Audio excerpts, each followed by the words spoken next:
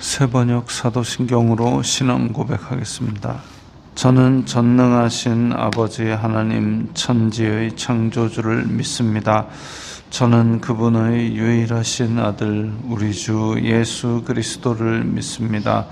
그분은 성령으로 잉태되어 동정녀 마리아에게서 나시고 본디오 빌라도에게 고난을 받아 십자가에 못 박혀 죽으시고 장사된 지 사흘 만에 죽은 자 가운데서 다시 살아나셨으며 하늘에 오르시어 전능하신 아버지 하나님 우편에 앉아 계시다가 거기로부터 살아있는 자와 죽은 자를 심판하러 오십니다.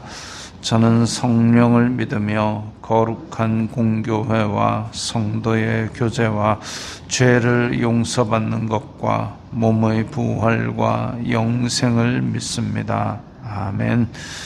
거룩하신 아버지 하나님 감사합니다.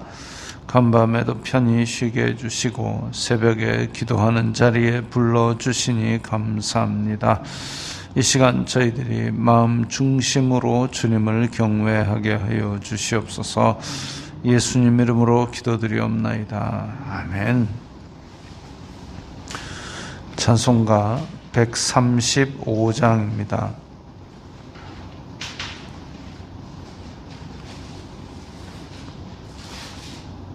찬송가 135장입니다.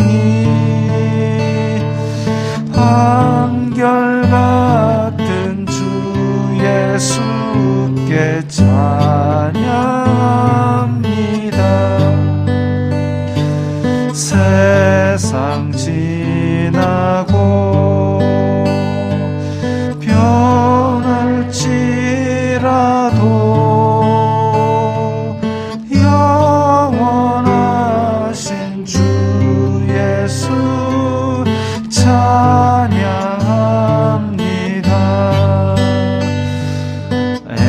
엠마오로 행하시던 주님 오늘도 한결같이 우리 곁에 함께 계시고 우리들을 영접하러 다시 오실 때 변함없는 영광의 주 진입해 오리. 어저께나 오늘이나 영원 무궁히 한결같은 주 예수께 찬양합니다. 세상 지나고 변할지라도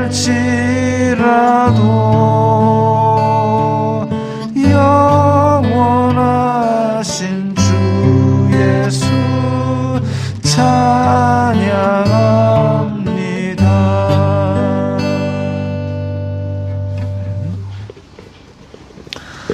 오늘 말씀은 요한복음 12장 12절부터 19절까지의 말씀입니다.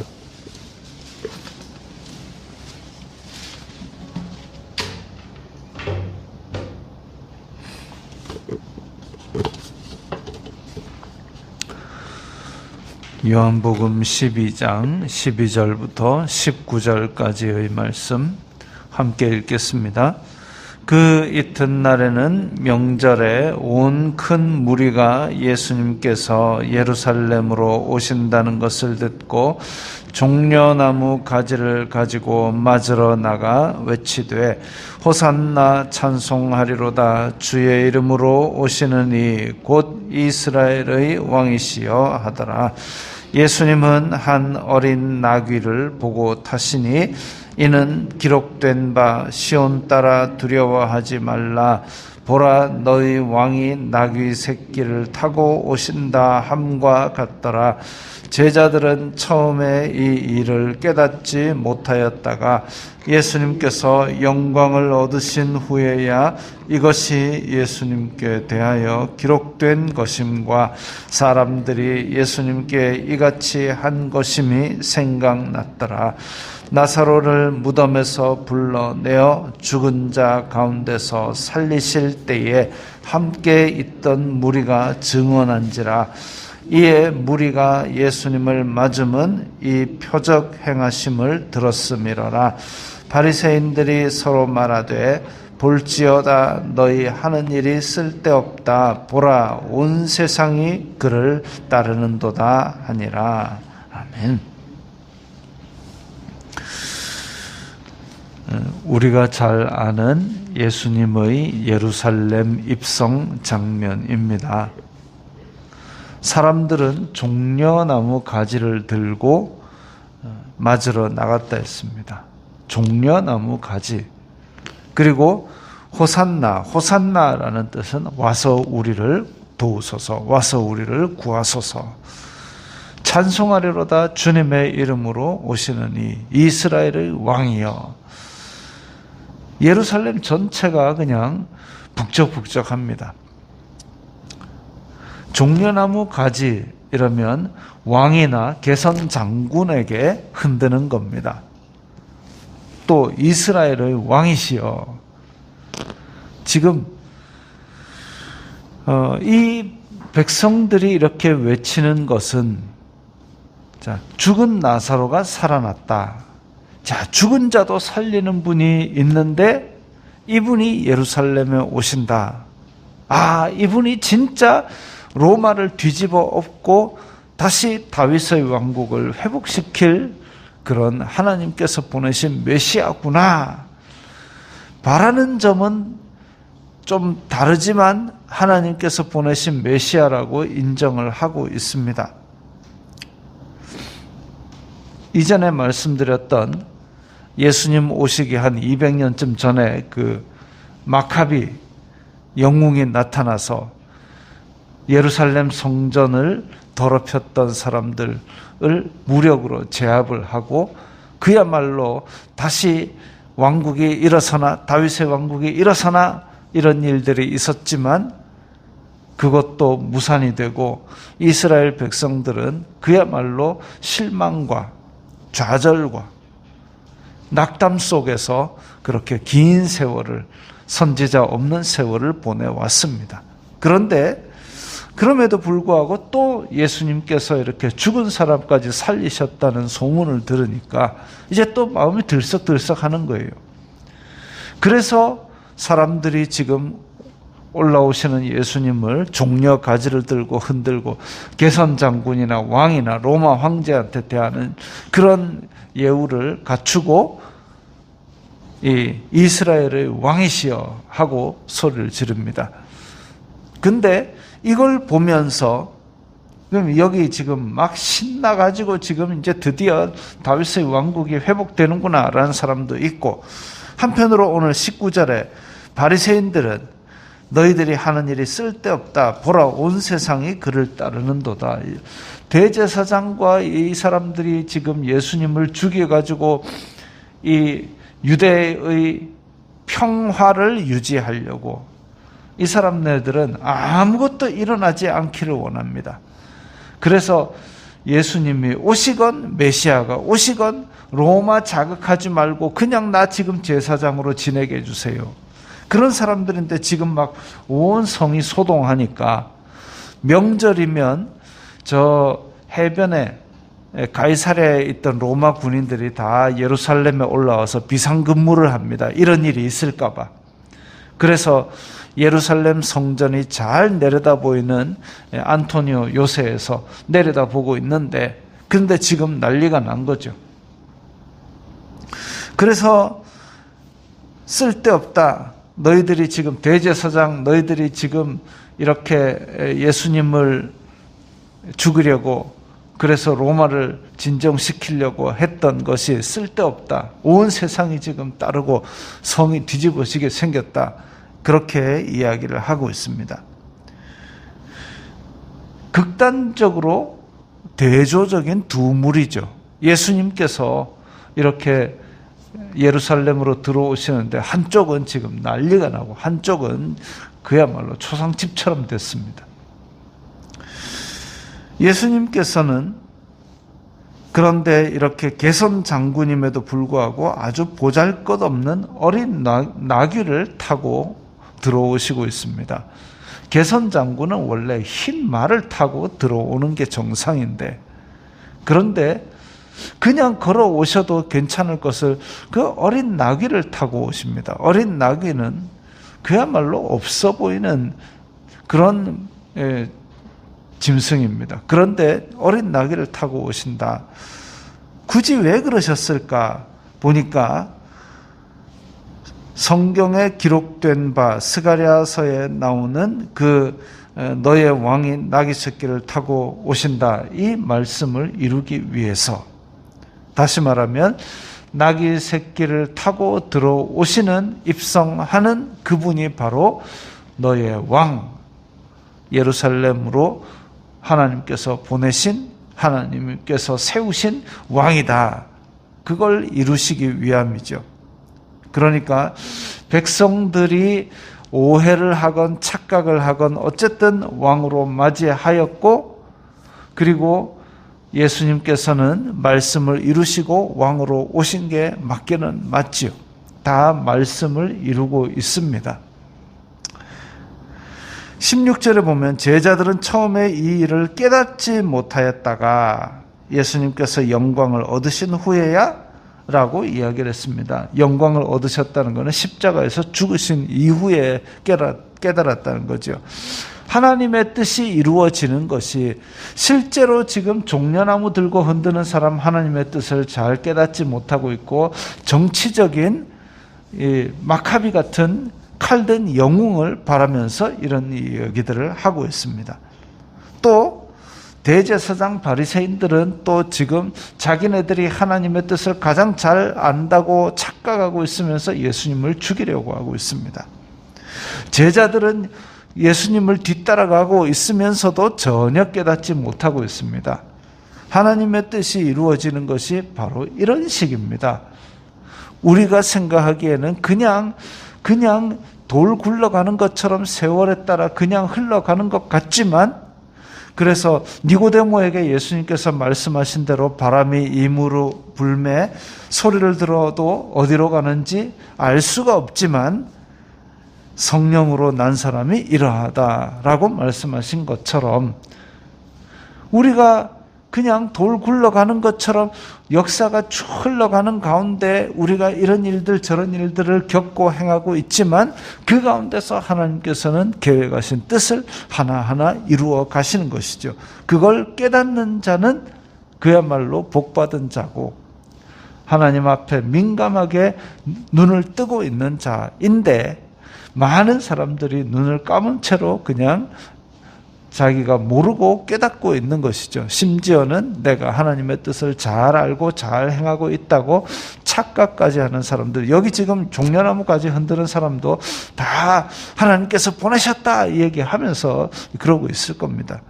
그러나 예수님께서 영광을 얻으신 후에야, 예수님께서 십자가에 달려 죽으시고 제자들에게 성령이 내려오셨을 때에 성령님께서 예수님께서 하신 말씀들을 기억나게 하고 깨닫게 하고, 그제서야 이게 그 말씀이구나 라고 깨달은 겁니다.